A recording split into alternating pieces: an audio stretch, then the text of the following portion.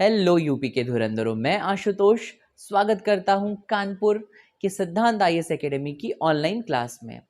UPSI का notification निकल चुका है और आप सभी सीरियस एस्पिरेंट ने उस फॉर्म को भर दिया होगा। अगर नहीं भरा है तो प्लीज़ बच्चा लोग जा करके उसको पहले भर के यहाँ पर आओ, ठीक है। तो वहाँ पर आपने देखा होगा उसमें 4 सेक्शन है सिलेबस में। पहला है हिंदी, दूसरा है आपका सामान्य अध्ययन, संविधान और मूल विधि, ठीक है।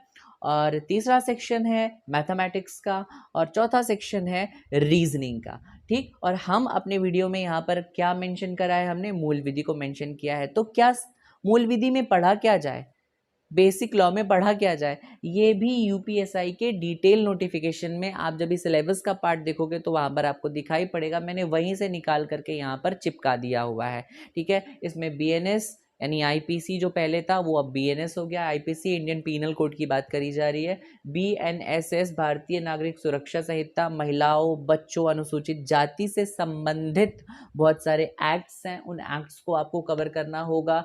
बहुत सारे एक्ट्स ऐसे हैं जो कि पर्यावरण से रिलेटेड है, ट्रैफिक से रिलेटेड है, आयकर से रिलेटेड है, इनकम टैक्स और आपका आईटी अधिनियम से रिलेटेड है, साइबर क्राइम से रिलेटेड है, पीआईएल पब्लिक इंटरेस्ट लिटिगेशन से रिलेटेड है। इन सब को यूपीएसआई की वैकेंसी में मूल विधि के अंतर्गत डाला गया है, ठीक है। तो एक और बात मैं यहीं पे स्पष्ट करना चाहूँगा कि ये सारा का सारा हम कवर तो ज़रूर करेंगे, लेकिन एलएलबी के पॉइंट ऑफ व्यू से नहीं करेंगे। यहाँ पर आप लॉ स्टूडेंट नहीं हो जो कि मैं इन चीज़ों को डिटेल में बताऊं, ठीक है। आपको यूपीएसआई का एग्ज़ाम क्रैक करना है, यानी आपको बेसिक जानकारी होनी चाहिए लॉ की, ठीक है। इसीलिए वो मूल विधि है, बेसिक लॉ है, ठीक है। तो यहाँ पर आज हम क्या पढ़ेंगे, जो थर्ड वाला पॉइंट है इसमें हम बच्चों से रिलेटेड एक्ट को पढ़ने वाले हैं, जो कि है हमारा पॉक्सो एक्ट 2012 2012। फुल फॉर्म है protection of children against sexual offences act. Hindi में कहें तो यौन अपराधों से बच्चों का संरक्षण अधिनियम, या इसी को ही बहुत सारे लोग लैंगिक अपराधों से बच्चों का संरक्षण अधिनियम भी कहते हैं, ठीक है। तो पहली बात भाई, पॉक्सो एक्ट 2012 में इनेक्टेड हुआ, पारित हुआ। तो इससे पहले क्या कोई भी ऐसा लॉ नहीं था जो कि बच्चों से संबंधित ऑफेंसेस को कवर करे? तो देखिए, पहले आईपीसी जो था वो हुआ करता था, और आईपीसी में बड़ों के लिए जो प्रावधान है वही छोटे बच्चों के लिए भी प्रावधान है, ठीक। आज की डेट में आप देख रहे हो कि केवल विमेन ही नहीं सेक्सुअली एक्सप्लॉइट हो रही है, असॉल्ट किया जा रहा है उसका, मेल का भी सेक्सुअली असॉल्ट इक्वली किया जा रहा है, ठीक है। तो अब चूंकि समाज में बहुत सारे अलग विचार आ रहे हैं, तो उसी के हिसाब से हमारे लॉ भी अब मॉडिफाई किए गए। तो 1992 में क्या होता है, संयुक्त राष्ट्र एक कन्वेंशन करता है और उसमें बताता है कि नहीं, बच्चों से संबंधित भी एक अलग लॉ होना चाहिए। बच्चों का संरक्षण हमारी प्राथमिकता होनी चाहिए। क्यों होनी चाहिए? क्योंकि बच्चे ही हमारा भविष्य है। अगर हमें अपने भविष्य को सिक्योर करना है तो बच्चों को एक अच्छा सामाजिक वातावरण, एक चिंतनशील विचारणीय समाज देना पड़ेगा। और वो कैसे होगा? जब भी बच्चे अपराध मुक्त होंगे, ठीक है। हमारा ऐसा समाज होगा जिसमें अपराध बच्चों से संबंधित नहीं करने वाले। यहाँ पर हम देखेंगे भाई क्या किया है भारत ने जो 1992 में संयुक्त राष्ट्र का कन्वेंशन हुआ था उसका अनुसमर्थन किया, उसको सपोर्ट किया और कहा कि ठीक है, जो आप कह रहे हो कि एक अधिनियम आना चाहिए तो वो हम अधिनियमित करेंगे। तो इन्होंने एक एक्ट बनाया, किसके संरक्षण में? महिला एवं बाल विकास मंत्रालय के संरक्षण में, और अधिनियमित कर दिया उसको 19 जून 2012 को, और उसे एनफोर्स करा पूरे इंडिया भर में, ठीक है। पूरे भारत में उसको प्रवर्तित किया गया 14 नवंबर बाल दिवस के दिन 2012 को। इसका उद्देश्य अभी हमने डिस्कस करा कि जो यौन अपराध हैं उसके प्रति बच्चों को कानूनी सुरक्षा प्रोवाइड करना। और इसका जो दायरा है, जो इसका लिमिटेशन है, वो ये है कि ये सिर्फ 18 वर्ष से कम आयु के बच्चों के अपराधों की ही डीलिंग करेगा। 18 वर्ष से अधिक का अगर कोई व्यक्ति है या किशोर है तो उसके लिए जुवेनाइल जस्टिस एक्ट बनाया गया है। यानी यहाँ पे पहली बात तो बच्चे की डेफिनेशन दी गई है, बच्चे को परिभाषित किया गया कि बच्चा यहाँ पर हम उसे मानेंगे जिसकी उम्र 18 वर्ष से कम होगी। एक और बात मैं बता दूं, मैं बार बार यहाँ बच्चा बोल रहा हूँ, अभी बालक भी बोलूँगा।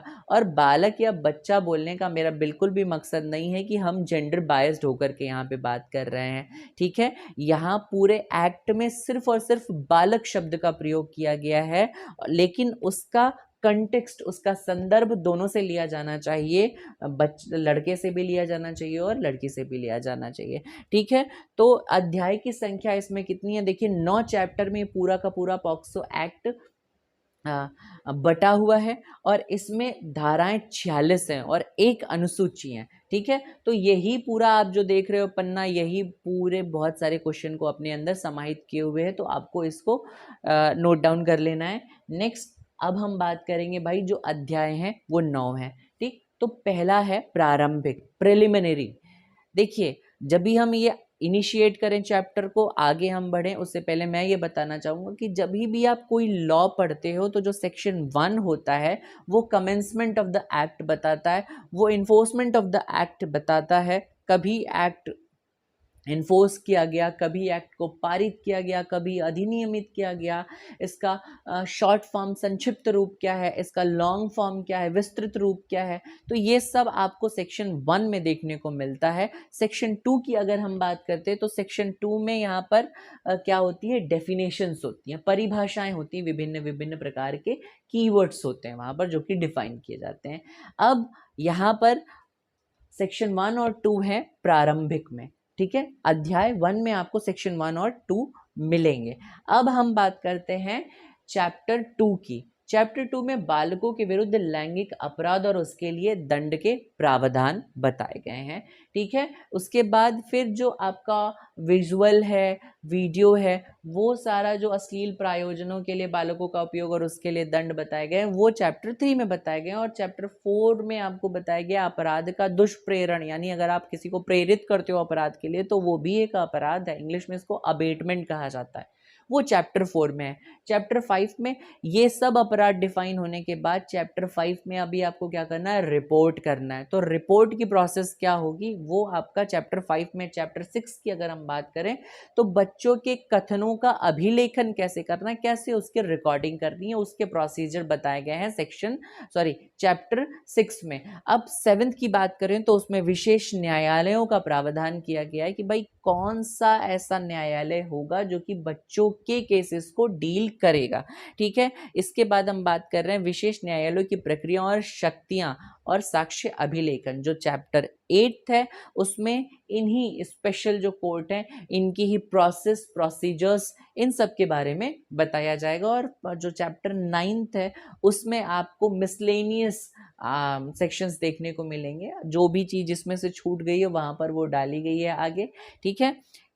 तो इस तरीके से हमारा पूरा का पूरा पॉक्सो एक्ट जो है वो चैप्टर में डिफाइन है। देखिए जो हम पढ़ते हैं पूरे पॉक्सो एक्ट को तो उसमें क्या है, उसमें आपको 3 प्रकार के अपराध देखने को मिलते हैं, ठीक है। मिलते तो वैसे 4 प्रकार के, लेकिन यहाँ पे जो बेसिक है वो 3 प्रकार के हैं, हमला, उत्पीड़न और पोर्नोग्राफी। देखिए पहली बात तो आपको एक डिफरेंस पता होना चाहिए, what is the difference between the assault and harassment. हमला को इंग्लिश में असॉल्ट कहते हैं, उत्पीड़न को हरेसमेंट कहते हैं। तो इन दोनों के बीच में डिफरेंस क्या होता है, हमला क्या होता है, उत्पीड़न क्या होता है। तो हमले का अर्थ होता है किसी को टच करना, मतलब अगर आपने किसी को टच कर दिया तो वो असॉल्ट में आ जाएगा। अगर कंप्लेन कर दिया सामने वाले ने कि भैया इसने मुझे मारा है, तो उस अगर आपने टच किया हुआ है, थप्पड़ मारोगे तो भाई टच ही हो जाएगा, तो उसको क्या बोलेंगे, उसको बोलेंगे असॉल्ट किया, आपने असॉल्ट किया। जब भी आपने किसी को टच किया तो असॉल्ट में आएगा। और वहीं पे उत्पीड़न, हरेसमेंट, आप किसी को उकसा रहे हो, आप किसी को दूर से ही उसको गालियां दे रहे हो मान लो, तो ये हरेसमेंट में आ जाएगा। आप उसको ये मोटे, ठीक है, तो ये सारी चीजें क्या हरेसमेंट के अंदर आ जाएंगी। ठीक, और वहीं पोर्नोग्राफी जो बात करी जा रही है वो अश्लील साहित्य की बात करी जा रही है। अगर बच्चे को आप अश्लील साहित्य के लिए यूज करते हो तो वो भी एक अपराध की कैटेगरी में आता है। यहाँ पर हम देखेंगे, यहाँ पर 4 अपराध आपके हमला के अंतर्गत होते हैं। और यहाँ पे मैंने, आप देख सकते हो मैंने क्या लिखा है, 3, 5, 7, 9 ये सेक्शंस है। अब आप ये सोचोगे कि सेक्शंस बीच में स्किप क्यों करे गए, मतलब 3 के बाद 4 क्यों नहीं लिखा। देखिए, जब जो भी स्किप हुए सेक्शन है वो ऊपर वाले से संबंधित अपराधों के लिए दंड को बताते हैं, दंड को डिफाइन करते हैं। तो पहला है आपका सेक्शन 3 जो बात करता है वो प्रवेशन लैंगिक हमला की बात करता है। तो पहले हम देखेंगे भाई प्रवेशन का अर्थ क्या होता है। प्रवेशन, या इंग्लिश में अगर हम बात करें पेनिट्रेटिव सेक्सुअल असॉल्ट। पेनिट्रेटिव क्या होता है, पेनिट्रेशन होता है किसी चीज को इंसर्ट कराना, प्रवेश कराना कहीं पे, जैसे इंजेक्शन होता है उसको बॉडी में इंसर्ट करते हैं, इंजेक्ट करते हैं। ठीक है, उसी प्रकार से अगर कोई छोटा बच्चा है तो उसके बॉडी में अगर अपराधी ने अपना प्राइवेट पार्ट इंसर्ट करा दिया, अपना प्राइवेट पार्ट प्रवेश करा दिया, या फिर कोई अलग इंस्ट्रूमेंट, हथियार, इनको इंसर्ट कराया, इनको प्रवेश कराया, तो ऐसे सेक्सुअल असॉल्ट को क्या कहा जाएगा, प्रवेशन लैंगिक हमला, पेनिट्रेटिव सेक्सुअल असॉल्ट बोला जाएगा। अब हम बात करते हैं सेक्शन 4 की। सेक्शन 4 इससे संबंधित दंड की बात कर रहा है। दंड इस केस में क्या मिलेगा, 10 वर्ष का मिनिमम 10 वर्ष का सजा जेल मिलेगी, या तो आजीवन जेल मिल जाएगी, प्लस जुर्माना, कुछ पेनाल्टी लगाई जाएगी, या तो कारावास भी मिलेगा प्लस जुर्माना, दोनों ही लगाया जा सकता है। फिर बात करते हैं सेक्शन 5 की, और इसमें देखिए प्रवेशन लैंगिक हमले का वही अर्थ है जो कि ऊपर दिया हुआ है। ठीक है, लेकिन यहाँ गुरुतर लिखा हुआ है। गुरुतर का मतलब गंभीर होता है। तो ये गंभीर किस वजह से कहा जा रहा है वो आपको मैं बताता हूँ। कि जैसे देखिए एक पेड़ होता है, जब तक कि उस पर फल नहीं होते हैं तब तक कि वो एकदम तन करके सीधा खड़ा होता है, लेकिन जब उस पर फल आते हैं, जिम्मेदारियां आती हैं, तो वो क्या और झुक जाता है, विनम्र हो जाता है। उसी तरीके से बहुत सारे, जब भी आपके पास सामाजिक जिम्मेदारियां आ जाती हैं तो क्या होता है, आपको नम्र होना चाहिए, विनम्र होना चाहिए, समाज के प्रति सिंपथी दिखानी चाहिए भाई। ठीक है, समाज के प्रति दया भावना रखनी चाहिए। ठीक, तो ये हम आशा करते हैं, उम्मीद करते हैं। और एक बच्चा एक पुलिस अधिकारी से आशा करता है कि वो उसकी रक्षा करेगा, एक आर्मी ऑफिसर से उम्मीद करता है कि वो उसकी रक्षा करेगा। लेकिन जब यही विश्वास उनके साथ में एक विश्वासघात को जन्म दे देता है, जब यही विश्वास उनका तोड़ा जाता है, तो ये एक गंभीर अपराध हो जाता है। क्यों? क्योंकि बच्चा उनके पास गया था सेफ्टी के लिए, लेकिन वो खुद ही सेक्सुअली असॉल्ट होकर के आ गया।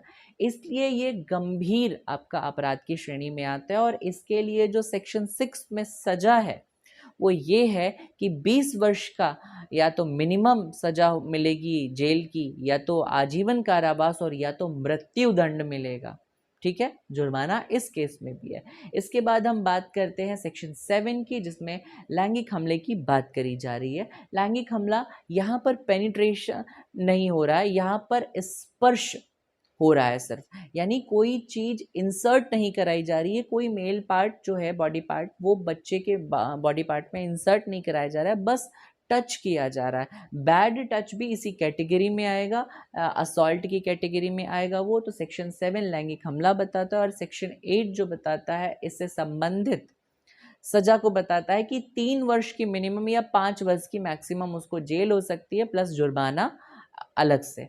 और 9th आप देख रहे हो कि गुरुतर लैंगिक हमला, लैंगिक हमला का वही अर्थ है जो कि सेक्शन 7 में, और यहाँ गुरुतर यानी एग्रेवेटेड, एग्रेवेटेड सेक्सुअल असॉल्ट। तो एग्रेवेटेड सेक्सुअल असॉल्ट या गुरुतर लैंगिक हमला यानी ऐसा स्पर्श जो कि एक जिम्मेदार जिम्मेदार व्यक्ति के थ्रू हो रहा है, जिम्मेदार व्यक्ति के द्वारा हो रहा है, या पुलिस के द्वारा हो रहा है, या किसी आर्मी अधिकारी के द्वारा हो रहा है, तो ऐसे केसेस में इसको किससे डील करेंगे? हम सेक्शन 9 से डील करेंगे। और इसमें भी क्या होगा कि इस वाले में हमें 3 वर्ष की मिनिमम और 5 वर्ष की मैक्सिमम जेल देखने को मिल रही थी, और यहाँ पर क्या हो जाएगा, यहाँ पर 5 वर्ष की मिनिमम और 7 वर्ष की मैक्सिमम जेल प्लस जुर्माना अलग से। ठीक है, फिर बात करते हैं हरेसमेंट या उत्पीड़न की। हम बात करते हैं तो देखिए, उत्पीड़न का मतलब यहाँ पर क्या हुआ कि बच्चे को सेक्सुअली प्रवोक करना। बच्चे को हमने स्पर्श नहीं करा, लेकिन बच्चे को कोई ऑडियो या वीडियो क्लिप दिखा दिया, ठीक है, जिससे कि बच्चा सेक्सुअली एक्टिव होने के लिए जागरूक हो जाए। ठीक है, तो ऐसे केस को भी हम क्या कहेंगे, इसको भी हम अपराध की श्रेणी में डालेंगे, और लैंगिक उत्पीड़न इसको कहा जाएगा, सेक्सुअल हरेसमेंट कहा जाएगा, जो कि सेक्शन 11 में डिफाइन किया गया है। अब बात करते हैं भाई पोर्नोग्राफी, जो कि सेक्शन 13 में डिफाइन किया गया है। ठीक, अगर हम यहाँ लैंगिक उत्पीड़न की बात करते हैं तो लैंगिक उत्पीड़न में 3 वर्ष की कारावास प्लस जुर्माना होता है।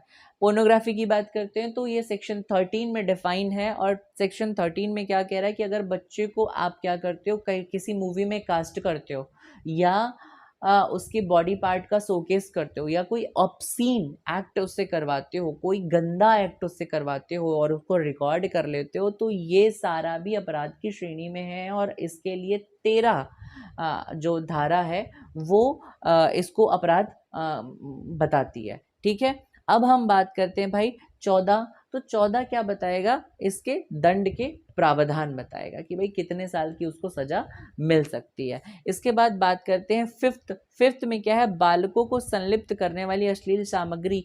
क्या हो कि अगर किसी के पेन ड्राइव में कोई ऐसी ही बच्चे का पोर्न रखा हो, या बच्चे का सेक्सुअल क्लिप रखा हो, किसी के लैपटॉप में ऐसी क्लिप मिल जाती है, तो ये भी अपराध की श्रेणी में आता है। मतलब किसी अश्लील सामग्री का, बच्चों से संबंधित अश्लील सामग्री का भंडारण करना, स्टोरेज करना भी अपराध माना जाएगा।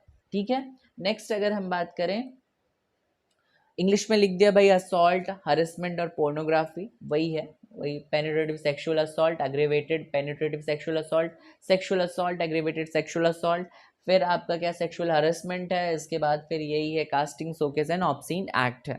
ठीक है, इसके बाद हम देखते हैं जो चैप्टर 4 है। एक और बात मैं कहना चाहूँगा, यहाँ देखिए हर चैप्टर में बहुत सारे सेक्शंस दिए हुए हैं, आप सारे सेक्शंस तो नहीं पढ़ सकते हो, ठीक है, और पढ़ना भी नहीं है हमें। क्यों? क्योंकि हमारे लिए कुछ ही इम्पोर्टेंट है और हमें उसको ही पकड़ करके हमेशा याद करते रहना है। तो जो अध्याय 4 है उसमें किसी अपराध का दुष्प्रेरण और उसको करने का प्रयत्न बताया जा रहा है कि अगर आप अपराध करने का प्रयत्न करते हो तो भी वो अपराध ही माना जाएगा।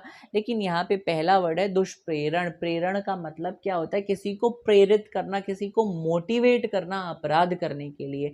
जैसे कि मैं कह दूं कि अगर मैं तुम्हारी जगह होता तो उस फलाने व्यक्ति को 2 तमाचे लगाता, ठीक है। यहाँ पर मैंने क्या करा, मैंने किसी व्यक्ति को प्रेरित कर दिया और उस बंदे ने जाकर के 2 तमाचे मार दिए, तो वो तो अपराधी हो गया कि उसने 2 तमाचे लगाए, लेकिन उस अपराध का 100% पार्टिसिपेशन मेरा भी है, ठीक है। यानी उसको जो सजा मिलेगी वही मुझे भी दी जाएगी, ठीक। और इसको इंग्लिश में अबेटमेंट कहा जा रहा है।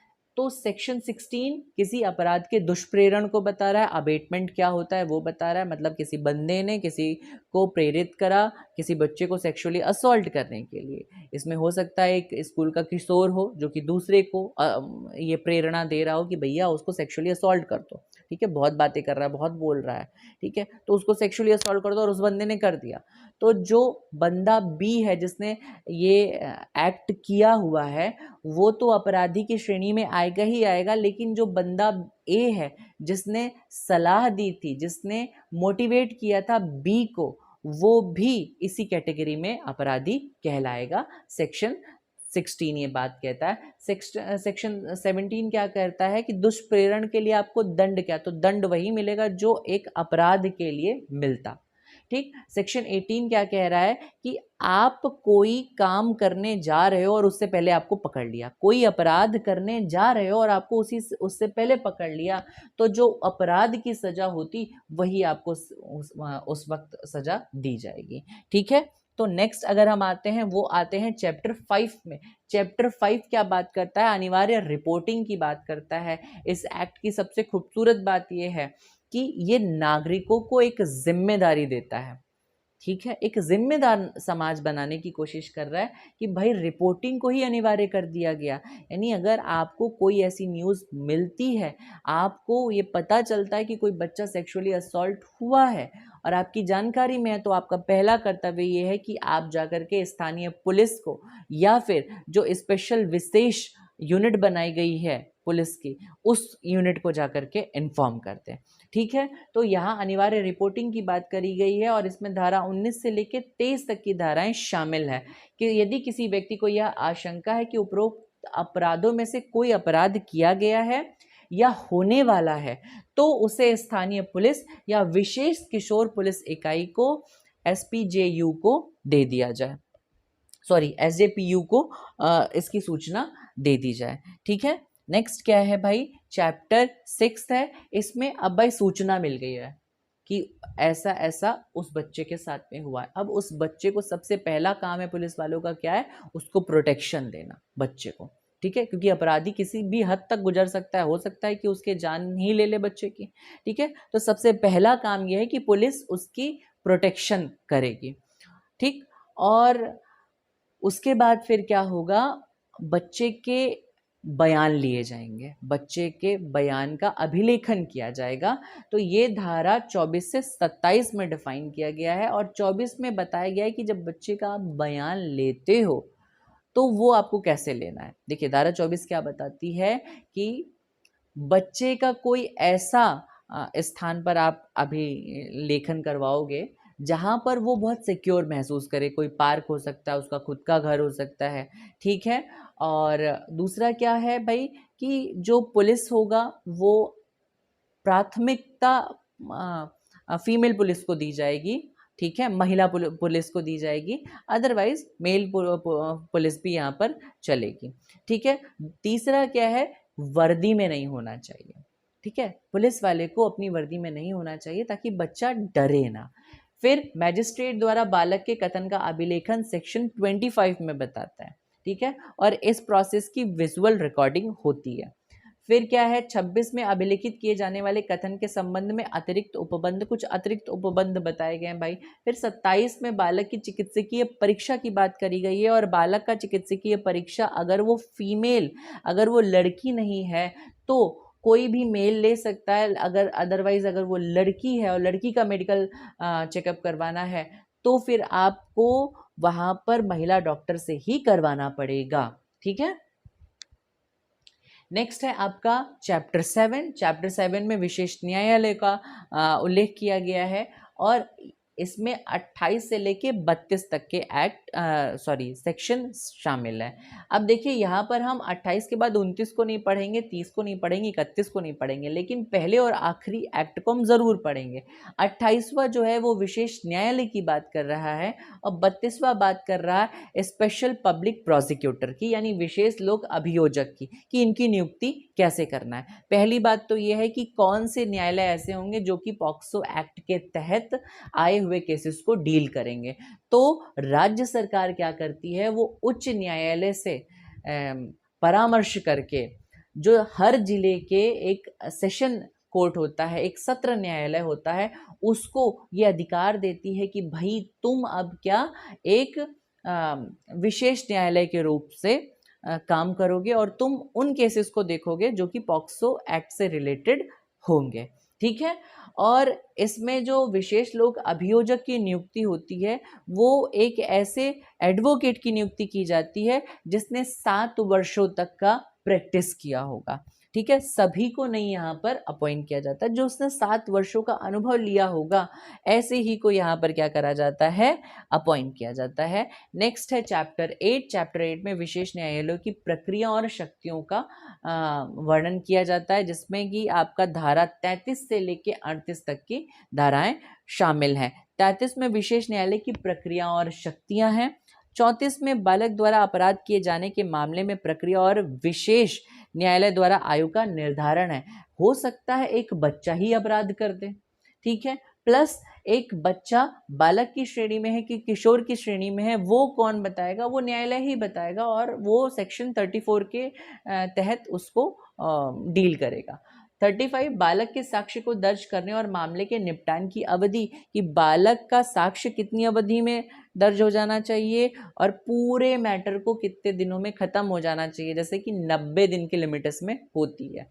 साक्ष्य देते समय बालक का अभियुक्त को ना दिखाना सेक्शन 36 कहता है। 36वां क्या कहता है भाई? 36 का आंकड़ा हो ही जाता है अपराधी और बच्चे में, ठीक है। तो जिससे 36 का आंकड़ा है उसको तो आप देखना पसंद नहीं करोगे, तो बच्चा भी देखना पसंद नहीं करेगा, डर जाएगा भाई बच्चा। तो 36 जो सेक्शन है वो क्या बता रहा है? वो ये बता रहा है कि बच्चे के सामने वो अपराधी नहीं पड़ना चाहिए। फिर क्या है? विचारण को बंद कमरे में संचालन किया जाना चाहिए। जो 37 सेक्शन है वो क्या कहता है कि जो भी ये संचालन होगा, जो विचारण होगा, वो बहुत ही कॉन्फिडेंशियल होगा। मतलब जज होगा, बच्चा होगा, उसके गार्डियन हो सकते हैं, पेरेंट्स हो सकते हैं, बस, ठीक है। तो ये बहुत क्या होगा? गुप्त रहेगा। कोई भी मीडिया वाला बच्चे की फैमिली की, बच्चे की आइडेंटिटी को रिवील नहीं करेगा। नेक्स्ट क्या है? बालक का साक्ष्य अभिलिखित करते समय दुभाषी या विशेषज्ञ की सहायता ली जाएगी। 38 सेक्शन जो कहता है वो कहता है एक ट्रांसलेटर अगर जरूरत पड़ी तो बच्चे की बात को कन्वे करने के लिए रखा जाएगा, ठीक है। इसके बाद फिर अध्याय 9 है, चैप्टर 9 है, जिसमें प्रकीर्ण आपका शब्द का यूज किया गया, जो कि मिसलेनियस की बात करता है, मतलब मिश्रित बहुत सारी चीजें यहाँ पर डाल दी गई हैं। 39 में जो है वो हम देखेंगे, 39 इंपॉर्टेंट है भाई, ठीक है। तो उसमें बालकों को विशेषज्ञों की सहायता लेने के लिए दिशा निर्देश यहाँ पर दिए गए हैं, ठीक है। कि बच्चा जो है वो क्या है, उसके पास अगर इतना फाइनेंशियली स्ट्रांग नहीं है तो वो फिर भी वो क्या कर सकता है? बेस्ट वकील जो वो चाहता है वो रखा जाएगा। 40 विधिक काउंसिल की सहायता लेने का बालक का अधिकार, वो विधिक काउंसिल ले सकता है, यानी कि जिस भी वकील से चाहता है कि उसका केस लड़ा जाए, ठीक है, और एक सलाहकार रखा जाए, तो वो ये कर सकता है अकॉर्डिंग टू 39 एंड 40। 41 में धारा 3 से 13 के प्रावधान का नहीं लागू होना, ऐसा कुछ बताया जा रहा है। भाई इसका मतलब क्या हुआ? इसका मतलब ये हुआ कि एक माता पिता है और वो बच्चे को नहलाना चाहते, तो वो भी तो बच्चे के कपड़े उस बच्चे को निर्वस्त्र करेंगे, तो अब ये थोड़ी है कि सेक्सुअली हरेसमेंट हो गया उनका, ठीक है। तो यही उन केसेस को बताता है। बच्चे का कोई मेडिकल परीक्षण करवाना है, उसको तो न्यूड करना ही पड़ेगा ना, उसको निर्वस्त्र करना ही पड़ेगा।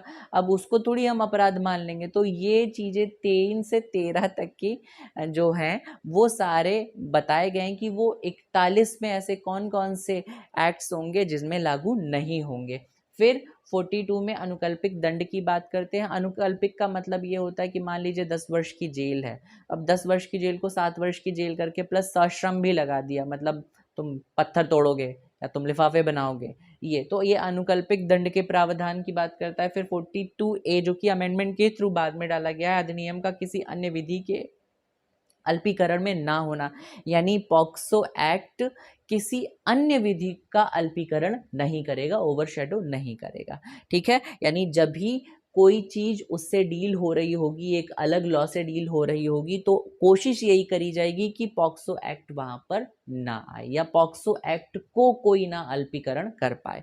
43 अधिनियम के बारे में जन जागरूकता फैलाना। भाई जब आपको पता होगा कि ये चीज अपराध की श्रेणी में आता है, आप स्वतः ही नहीं करोगे, अगर आपको अंजाम से आपको लेना देना होगा तो, ठीक है, तो आप नहीं करोगे। इसलिए जन जागरूक करना, लोगों में फैलाना इस बात को कि भाई ये चीज गलत है, इसके लिए ये दंड मिलेगा, तो दंड ही सुन करके लोग की हड्डियां कांप जाएं, ठीक।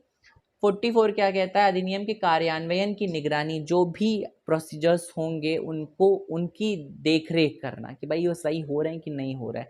नेक्स्ट है 45 नियम बनाने की शक्ति। जो पॉक्सो एक्ट के तहत नियम बनाने की शक्ति है वो मिलती है केंद्र सरकार को, वो चाहे जैसे भी नियम यहाँ पर बना सकती है जो भी बच्चे के संरक्षण के लिए आवश्यक है। फिर 46 कठिनाइयों को दूर करने की शक्ति। बहुत सारे हर्डल आएंगे, ठीक है, बहुत सारी कठिनाइयाँ आती हैं ऐसे केसेस में, उन सभी को हल करने का, कुछ उसको किस तरीके से डील करना चाहिए, कैसे टैकल करना चाहिए, वो सब बताया गया भाई 46 में। और यहाँ पर हमने ये पूरे चैप्टर को फिनिश कर लिया और मैं आशा करता हूँ कि आपको बहुत अच्छे से ये चैप्टर आ गया होगा। अगर नहीं आया है तो बच्चा लोग घबराने की कोई ज़रूरत नहीं है, एक बार वापस से वीडियो को देख लो, आपको पूरा का पूरा क्लियर हो जाएगा। ठीक है, आइए हम इसको रिवाइज करते हैं क्वेश्चन आंसर के थ्रू। तो पहला क्वेश्चन है पॉक्सो अधिनियम की धारा 2। अब धारा 2 आप जान रहे हो ना, उसमें डेफिनेशंस दी गई है, उसमें कीवर्ड्स दिए गए हैं के अंतर्गत विशेष न्यायालय का अर्थ। अब विशेष न्यायालय किस में दिया गया था चैप्टर, आपको याद हो है कि चैप्टर 7 में विशेष न्यायालय की बात करी गई और चैप्टर 7 में जो धारा 28 है उसमें विशेष न्यायालयों की बात करी गई है। धारा 28 में आपका विशेष न्यायालय है और वहीं पे स्पेशल पब्लिक प्रोसिक्यूटर जो है वो आपके किस में आ रहे हैं, 32 में आ रहे हैं। तो यहाँ पर धारा 28 है। फिर है पॉक्सो अधिनियम की धारा 3 में क्या कहा गया है, 3 याद होगा आपको, अपराध से संबंधित है, वो भी कौन से, पेनिट्रेटिव सेक्सुअल असॉल्ट से, यानी प्रवेशन लैंगिक हमले से। देखिए आपको अब फील हो रहा होगा कि हाँ आपने काफी कुछ जानकारी प्राप्त कर ली है। और थर्ड की अगर हम बात करें तो पॉक्सो अधिनियम के तहत मामलों की रिपोर्टिंग करने की प्रक्रिया याद है आपको, पहला क्या बताता है, प्रारंभिक की बातें बता रहा है, मतलब उसमें धारा 1 और 2 है। फिर अगर हम बात करते हैं चैप्टर 2 की तो उसमें अपराध के बारे में बता रहा है।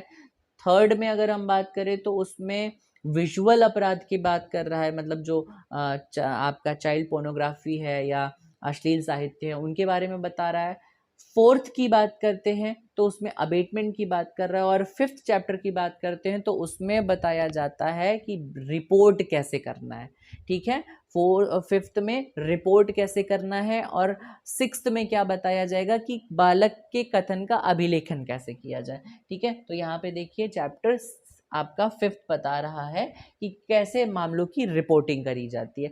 पॉक्सो शिकायत प्राप्त होने पर पुलिस अधिकारी का प्राथमिक कर्तव्य क्या है, बच्चे को प्रोटेक्शन प्रोवाइड करना प्लस SJPU को सूचित करना है। ठीक है, पॉक्सो अधिनियम की धारा 20 के अंतर्गत सूचना निम्नलिखित को प्रदान की जाती है भाई, विशेष किशोर पुलिस इकाई को, स्थानीय पुलिस को, निकटतम कार्यपालक मजिस्ट्रेट को। अभी आपने देखा था या तो स्थानीय पुलिस होगा या तो आपका विशेष पुलिस इकाई होगी, विशेष किशोर पुलिस इकाई होगी। इसके बाद हम बात करते हैं क्वेश्चन, हाँ तो यहाँ पे आंसर डी होना चाहिए भाई, देखिए डी आंसर है। 6 की बात करें तो बच्चे का बयान दर्ज करने की प्रक्रिया पॉक्सो अधिनियम की धारा डैश के अंतर्गत वर्णित है। यहाँ पर अधिनियम की धारा की बात करी गई है और यहाँ पर हमने चैप्टर लिखा हुआ है, थोड़ा सा क्वेश्चन फॉर्म करने में दिक्कत आई है। ठीक है, तो प्लीज़ इसको आप यहाँ चैप्टर कर लीजिएगा कि किस चैप्टर में इसका बयान किया गया है। तो यहाँ पर क्या है भाई, बयान दर्ज करने के लिए 6th नंबर का जो चैप्टर है उसमें इसके प्रावधान सम्मिलित किए गए हैं। 7th है क्या, पॉक्सो अधिनियम के अंतर्गत बच्चे को गवाही देने के लिए बार बार बुलाया जा सकता है, बिल्कुल भी नहीं भाई, बच्चा तो फिर यही सोचेगा कि अपराध उसी ने किया हुआ है तभी तो उसको बार बार पुलिस स्टेशन पे बुलाया जा रहा है, तो इसका मतलब है कि इसका आंसर क्या होगा, नहीं। इसके बाद 8 में कोई व्यक्ति पॉक्सो के अंतर्गत विशेष लोक अभियोजक के रूप में, विशेष लोक अभियोजक यानी स्पेशल पब्लिक प्रोसिक्यूटर की बात कर रहा है, जो विशेष वकील होते हैं के रूप में नियुक्त होने के लिए तभी पात्र होगा जब उसने अधिवक्ता के रूप में कम से कम 7 वर्ष का अभ्यास किया हो। ये हम कर चुके हैं, यहाँ पर क्लियर होता है। पॉक्सो मामले की सूचना ना देने वाले पुलिस अधिकारियों के लिए क्या दंड है भाई, 6 वर्ष की कारावास है प्लस जुर्माने से दंड दिया जाएगा। फिर पॉक्सो के तहत क्या पुलिस अधिकारी बच्चे का बयान दर्ज करते समय अपनी वर्दी पहन सकती है, तो हम सभी को मालूम है बच्चे को डराना नहीं है। ठीक है, तो डराना नहीं है तो उन्हें सादे कपड़े में होना चाहिए। ठीक, आज के लिए बस इतना ही। आशा करता हूँ आपको ये चैप्टर बहुत अच्छे से समझ में आ गया होगा, अगर नहीं आया तो आप कुछ भी इस चैप्टर से संबंधित मेरे से पूछ सकते हो। ठीक है, और प्लीज़ चैनल को शेयर करें अपने दोस्तों में, सब्सक्राइब करें, लाइक करें। आपका ये जो एक्ट होगा कि आप सब्सक्राइब कर रहे हो, लाइक कर रहे हो, शेयर कर रहे हो, ये हमें मोटिवेट करेगा और वीडियोस बनाने के लिए। ठीक है, तब तक के आप पढ़ते रहिए और अपने डाउट्स पूछते रहिए। Thank you for watching the video.